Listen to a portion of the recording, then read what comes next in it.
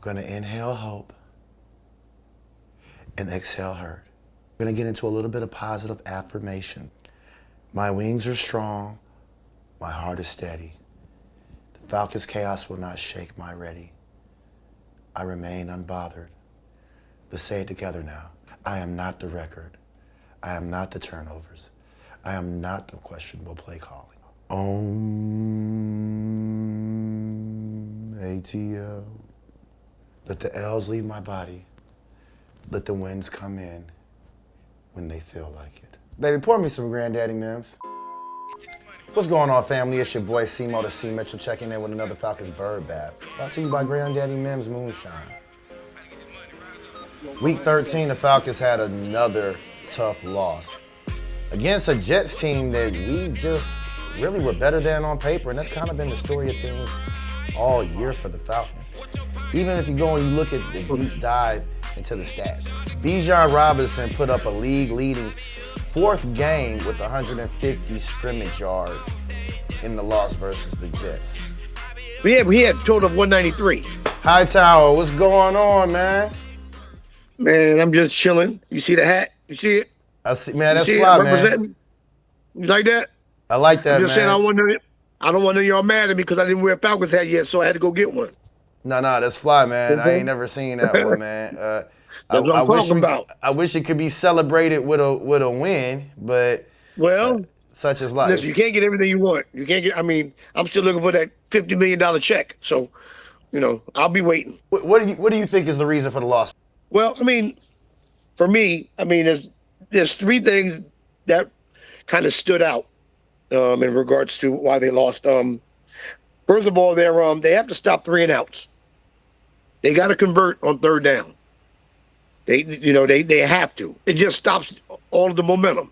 And they did 3 and outs a few times tonight, and it just slowed the game down. All the excitement, everything that they had built up, all of the positivity was just float right out the window every time they wouldn't convert on third down. So that was one of the major things that I saw. I think that they only convert third down at 33% of the time. That's not good.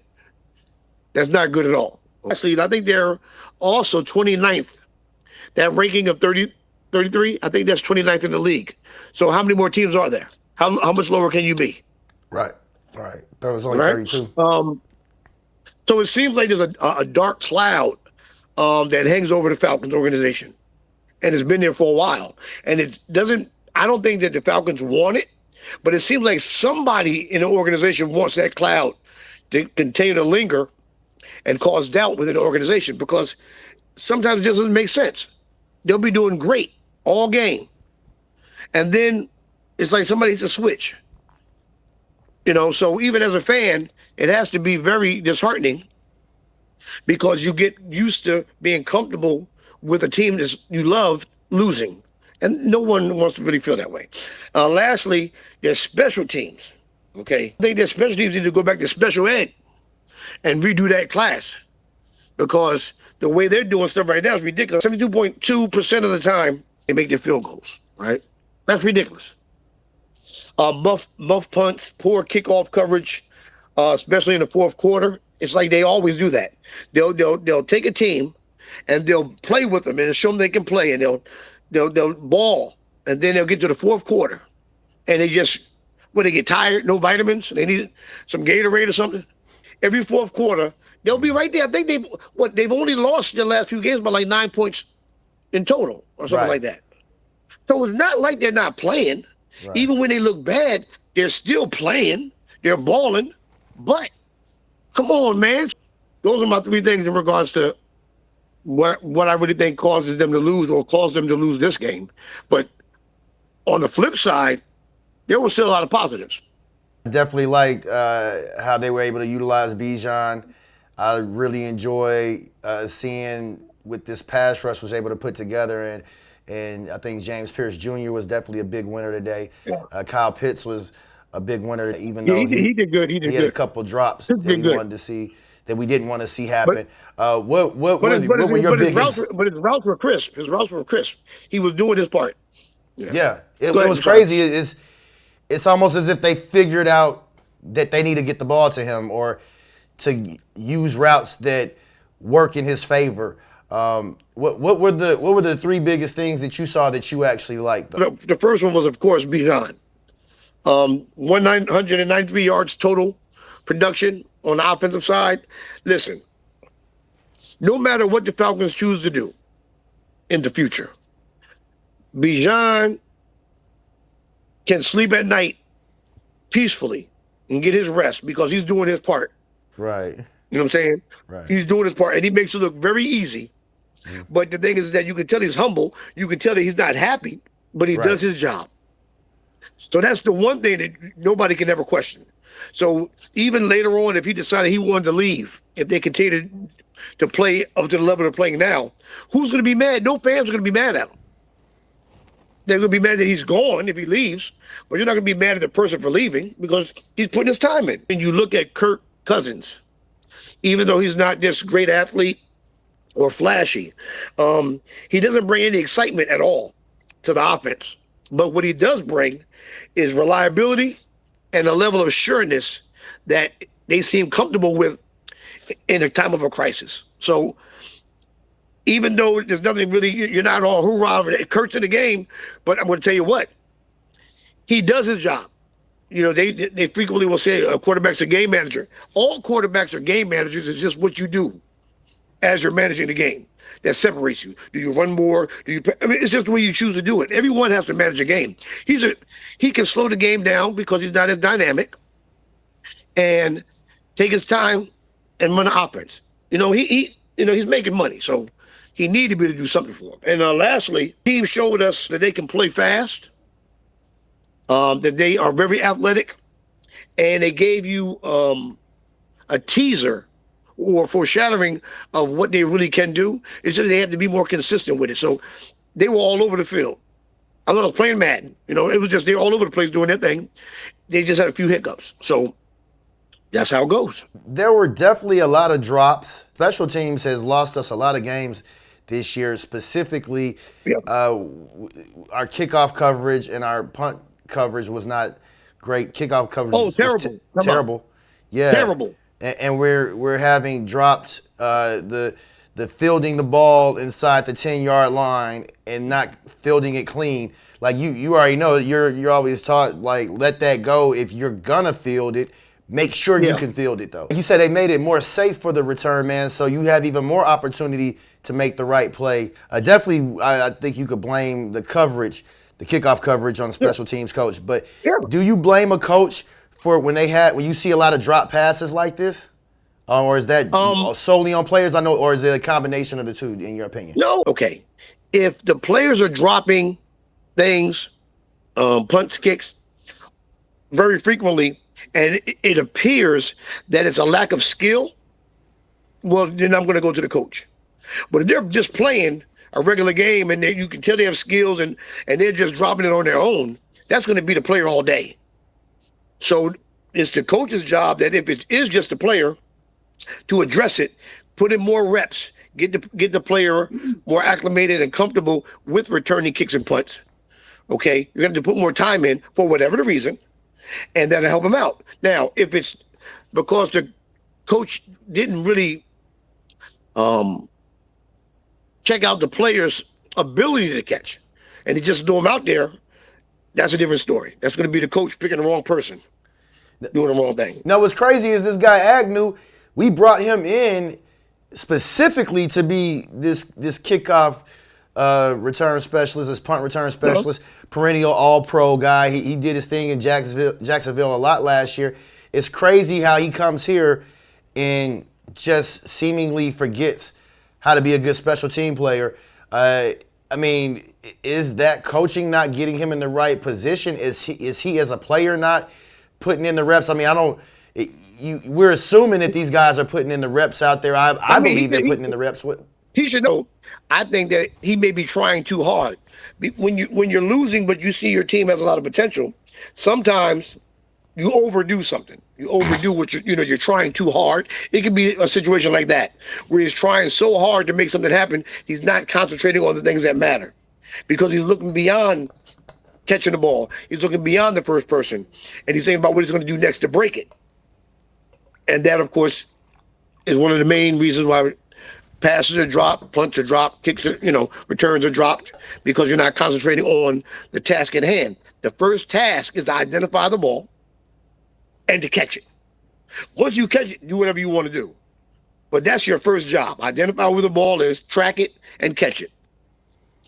That's all you got to do. And see, those type of things are the things that I blame on coaching, is not going through the basics enough, not reiterating and drilling those things home enough. I think I might have talked to you before, or maybe I heard a commentator talk about it, but when you have the type of coach that's on you and drilling you so much about doing those little things, when you get to the game situations and it's a crunch moment, you're like, you're happy that you don't have that guy talking to you with that. It's easy for you to do. You're playing it over in your head before it even happens. Yep. You know what I'm saying? So you're like, okay, I got to do this. I got to do this. But see, I agree with you. That's coaching. And the thing is so you're like, okay, I got to do this. I got to do this. But see, I agree with you. That's coaching. And the thing is just because these guys are getting paid millions of dollars doesn't mean they don't need coaching. Right. Okay. You're supposed to be there to remind them of those things. Like that's why you're there to coach. Because you're supposed to pick up the slack where it's needed, because you know it's needed. So I know they're all professional players, but it's third and short. We have to get this first down. Let me make sure I say that to them. It goes a long way. Listen, fellas, don't do nothing all spicy and dance around. Get that first down, and let's move on from there. Got it? Sometimes you got to remind somebody, because they're thinking, I got to make a big play. I got to make a big play. No, keep it simple, man. Fall over the line, get me the first down. I ain't worried about you breaking it. Let's get the first down, and we'll start over, and we'll just systematically do it that way. So you're right. So coaches, we tripping. At this point, do you feel as though there's any real reason to bring back Raheem Morris next year? I definitely feel like if I'm Raheem, I would have already fired Zack Robinson. I definitely would have got rid of the special teams coordinator. Well, Kenny, does he have the authority to fire him? Or, because every organization is a little different. Some organizations say, I don't want you doing that, I'll do it. I think that at least the offensive coordinator need to go. Special teams, I have to watch them a little bit closer. I know the stats and different things we saw today, but I'd have to really check that out a little bit more, because that's usually not a hard fix. You just tell the dude, man, stay on them, or you're getting fired. Our offensive coordinator is a little bit different, because they're calling these plays, and you can see over the course of a game poor selection. Well, so he should go. Special teams has definitely been atrocious all year. It might have been even worse than our offensive play calling. Just between, of course, a special teams coordinator can't do anything about the kicker itself, or missing field goals. Yeah. But he definitely can do a lot more. He has a lot to do with the kickoff coverage, people staying in your lanes, covering punts good. Fielding the ball right. And again, those are just attention to detail. I mean, our special teams coordinators, and any special team coordinator I ever played for, they're paying a special attention to, hey, in your lane, 5, 10, 15 on punts. Hey, as deep as the deepest man. Okay, my my headhunters, you're going straight to ball. You guys are in your lane, nothing outside of you. At this point, don't if you're parallel to this guy, you're out of position. You know what I mean? But look at it. What's funny is you're right. But we already know there's going to be a problem with the actual production of special teams when you watch cats come downfield and don't know how to rap when they tackle somebody. Right. I mean, I'm just saying. I already know that you're not going to stop anybody if you hit them with your shoulder on special teams. You gotta wrap them and stop them. You watching this happen all day on all the teams. I don't know what happened. There's no rapping anymore. On special teams, you have to rap. You have to. The dude came down. He goes to hit, make contact with the return man, and he misses. Now, But he didn't even have he just aimed his shoulder at him and missed. If he would have just squared up and wrapped up, he would have stopped the guy. Because it's easier for you to stay centered on a person when you're running right through them and you're going to wrap. Okay? You can stay centered. When you try to throw a shoulder, you actually turn from your center of balance and you're aiming it at them. It's easy to sidestep that. So I looked at him and said, man, why do these dudes just, all that money, you can't rap? Come on, man. So at this point, you think they should keep Raheem Morris? Well, you know I'm a fan. Right. I'm a fan of. I think that he should another year. Definitely. I don't think he should be let go right now. And if he is let go, now watch this. They're going to still have a problem because now they got a new regime coming in. So next year is still going to be somewhat of a loss because now you got brand new ideas, brand new coordinators, brand new coach, right? And they're trying to show you what they want to do. If you think they look out of fish out of water now at times, if they started with something totally new, it'd be even worse. At least now, with the amount of weakness, week 13, going to 14, I mean, it seems like they're starting to get it now. So if it was just based off of time being put in, you're probably going to see them get better. If they start over again, it's watching the same season happen again. So I wouldn't give up on the head coach just yet. Now, okay, so one name that I would be open to, because I generally feel the same way about that, I'd definitely be open to Brian Flores, though. I could see him coming in. Oh, no, he's a great coordinator. Now, the thing with him is he shouldn't be a head coach. He should stay as a coordinator. You don't think he should be a head coach? No, I mean, I think he can be, but I think with his expertise as a coordinator, he knows that. So you're still going to look at a transition if he's the head coach, but you can entertain it. At least you know that the coordinator jobs are going to be tight because he's going to be riding them to make sure things are done a certain way, as opposed to it seems like Raheem's just I'll talk to you tomorrow. Do what you got to do type of idea. So we'll see, but I mean I would definitely not pass up entertaining Flores. Yeah, it seems like, and I don't think that they should fire Raheem right this moment. I think you definitely have to let him at least finish out the year because what good does it do to fire him right this moment? None. Yeah, it's going to be worse. But if you at least have to finish the year and see what that looks like, then I would entertain anything depending on who's available. Come the offseason. But I mean, if he goes on a losing tangent and we don't win another game the rest of this year or something like that. I mean, that's a different story. I mean, that if they lost the rest of their games, just to make it palatable, they fire him. Because no fans, it wouldn't make any sense to the untrained fans' mind that he's still there. So they get more flack than they would if they lost the rest of their games and they kept them. Man, if we can't get back to 7 wins, if we can't get to 8 wins even, I probably fire him. I mean, I don't know. I mean, you can't keep regressing. I mean, he's taken over. I mean, I got to find out why. If we can figure out why we're regressing, it's a different story. If there's something definitive and I can show for it, and that's caused my demise, okay.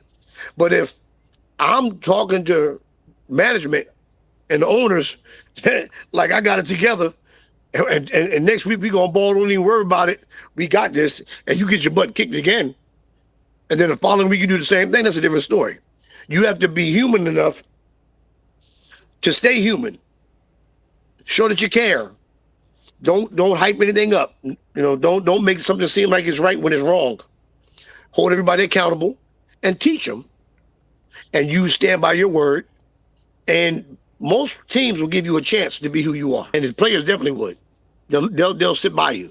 If you're that type of coach, they'll stand by you. They will. Because, I mean, they trust you. And remember, most of the players in the NFL, the coaches that they look back to the most are when they first learned how to play. The ones that taught them how to play football. The ones that kept it tight, kept it straight, yelled at them the whole night. Those are the ones you remember more readily, and they mean something to you. Yeah. That's kind of why I feel like this team needs more discipline. That's why I thought someone like a Brian Flores might be good. And again, he could come in like you said and could, not do. We have the same learning curve and all of that, but this team definitely at times the biggest things that I can ever look at Raheem and blame him for are some of the mental lapses, the not paying enough attention to detail, just the little things in key situations. We'll be straight with you. It seems that based off of his past, and how much exposure he's gotten from being a coach on different levels, he should seemingly be a little bit tighter, not seeming so aloof. Like, things happen and we're gonna get. No, man, you gotta. And then he holds himself accountable, but it's kind of like he's just saying it to say it. And for the Atlanta market, what happens is the market in Atlanta, in regards to the NFL, is okay, but it's not a top market. I do wonder if some of these coaches even want to come here and coach. I think that Atlanta is definitely known for a heavy nightlife presence. A lot of these brothers, they come to Atlanta and they lose their mind. They never seen anything like Atlanta sometimes. This many black people. You never know. Yeah. Yeah. You never know. You never know where they're coming from. Me, where I'm from, it's not a big deal. Right. I'm Jersey, but you get a dude from somewhere else, he'll get there and be like, "Wow, this is crazy. I love it here." Dude, go to practice. No, you got to go to practice. Get out the bar. The biggest thing I hear about from people that come here, believe it or not, they like, y'all get all the way naked at y'all strip clubs.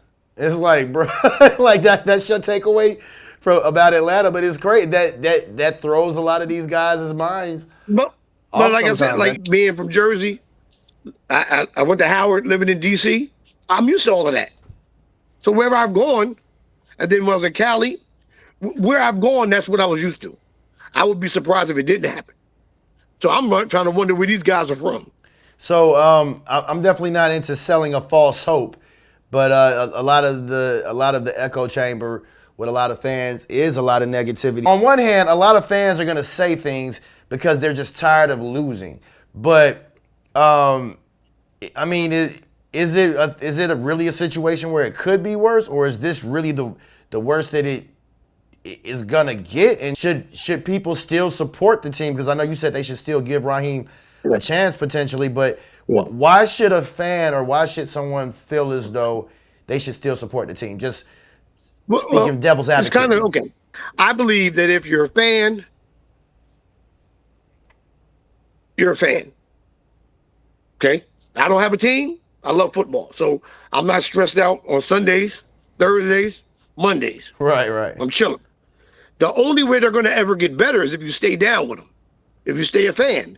If the fans all leave, the team is done because there's no revenue. Without revenue, there's nothing that they can build upon. And that's just business of it. Should you be tired of the same old? Hell yeah. Yes. But it doesn't mean, the probability says that you're going to be better before you're worse. Now, does better mean you win? I don't know. Right. But you're going to be better before you get worse. So they've gotten better. They look better in this past game than they did the other weeks. Okay? As a whole. Were there holes in it? Yes. Right. But they look better. They look ready. Are the coaches in the organization supportive enough that they're letting you know that they see the same potential that I see? And that you're going to continue to feed it, and we're there for you guys, and we're going to work this thing until we become better? Or is it silent? Like nobody's saying anything? If an organization is supportive, and they're doing the best they can do, you can kind of live with that. If you don't see any of that, man, you better dodge. I'm not, quote unquote, just an Atlanta fan. I've told you before, the potential's there, man. They have a beastly current, underlying current that they play with. And if they could just get that out and be consistent with it, you look, man, you'd be so excited to watch him. Bijan's number one. He's showing his ass. He's out there doing his thing. You have one of the best athletes, best players of potential league MVP. If he can keep doing what he's doing, he can end up being a league MVP. He could. So put on your little glasses, and when you look at the team, look at how they move. Look at how athletic they are, how fast they are, as opposed to did they win? Because you need to find things that are positive. They look so good when they're on. Like you can, some of those dudes, man, you can just see muscles popping out of socks, speed, dexterity, everything. Hungry. Their actions show that they're hungry. That's all that you want. So the potential's there, but it is rough. The Falcons still have a chance. They still have a chance. They could still make it. I'm just saying, I wouldn't put all my money on it. What I'm saying is, listen, man, a chance is better than no chance. As much as I want to get rid of Raheem, there's a good chance that he might be able to get it together. So I don't want to give you false optimism, but it's also very realistic as well too. Zen Mode to C. Mitchell checking out for Falcons Bird Bath and Point Game Official. Peace.